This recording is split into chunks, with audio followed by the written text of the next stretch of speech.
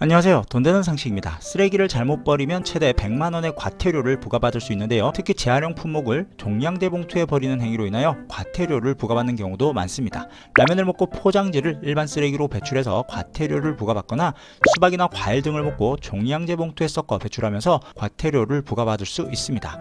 더욱 당황스러운 경우도 있는데요. 실제 치킨을 시켜 먹고 치킨뼈를 쓰레기 종량제 봉투에 버렸는데 치킨뼈에 살점이 많이 붙어 있다는 이유로 적발이 되어 과태료를 부과받은 사례도 있는 만큼 이제는 쓰레기 배출에 주의가 필요합니다.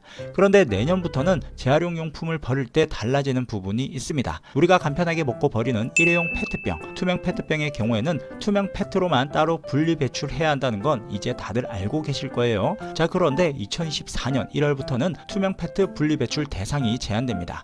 시청하시면서 좋아요 한 번씩 꾹 눌러주세요. 지금은 그냥 투명 페트병이라고 생각되면 무조건 투명색 페트병으로 분리 배출하는 분들이 많으신데요. 사실 이것도 잘못된 배출 방법입니다. 생수와 음료, 투명 페트병만 투명 페트병 전용 수거함에 분리 배출해야 하도록 하고 있는데요. 하지만 아직까지 투명색 페트병이면 무색 페트로 동일하게 배출하고 계신 분들이 많습니다. 아마도 정부에서 생수, 음료, 식용유, 물엿, 화학제품 등을 담은 페트병들도 생수 페트병과 똑같이 모두 무색 페트로 동일하게 명시하고 있어 헷갈리기 때문에 그런 것으로 생각되는데요. 하지만 환경부가 내놓은 고시 개정안에 따르면 2024년 1월부터 생수, 음료, 식초, 간장 등 생수와 음료 등을 담은 용기만 투명 페트 분리배출 대상으로 명확하게 제한하면서 생수, 음료 등을 담은 투명 페트 제품에만 노란색의 무색 페트 도안 표기가 가능하도록 변경됩니다. 화학 제품을 담은 무색 투명한 페트 제품은 무조건 파란색의 플라스틱 도안을 쓰도록 명확히 개정됩니다. 때문에 투명 페트로 분리 배출할 수 있는 페트는 노란색의 무색 페트 도안이 표기된 생수나 음료를 담은 페트병만 가능합니다. 손 세정제나 워시액 등 화학 제품 등이 담겨 있는 페트병은 투명 페트와 헷갈리지 않도록 파란색 플라스틱 도안을 사용하고 일반 플라스틱으로 버려야 합니다.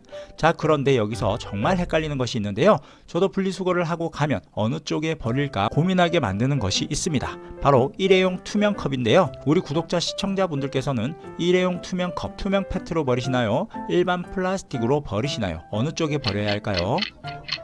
일회용 플라스틱 컵은 다양한 재질로 생산되고 직접 인쇄가 많아 재활용 품질을 낮게 만들어 일반 플라스틱으로 배출해야 합니다. 과일 트레이, 계란판과 같은 페트 용기류도 일반 플라스틱으로 배출해 주시면 됩니다.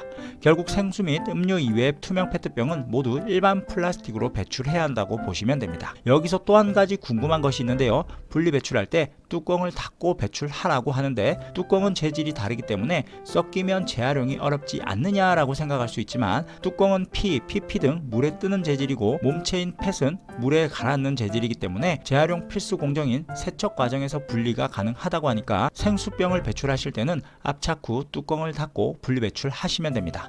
단 뚜껑을 닫지 않고도 충분히 압착 및 이물질을 제거한 상태라면 그냥 배출하셔도 됩니다. 종량제 봉투에 재활용품, 음식물 등을 혼합하여 버리게 되면 1차 10만원, 2차 20만원, 3차 30만원의 과태료가 부과될 뿐 아니라 종량제 봉투가 아닌 일반 봉투 사용 시에는 20만원의 과태료가 부과되고 쓰레기 배출 방법을 위반할 경우 폐기물관리법 제68조 제3항에 의거 100만원 이하의 과태료를 부과한다고 하니까 주의가 필요할 듯 하네요.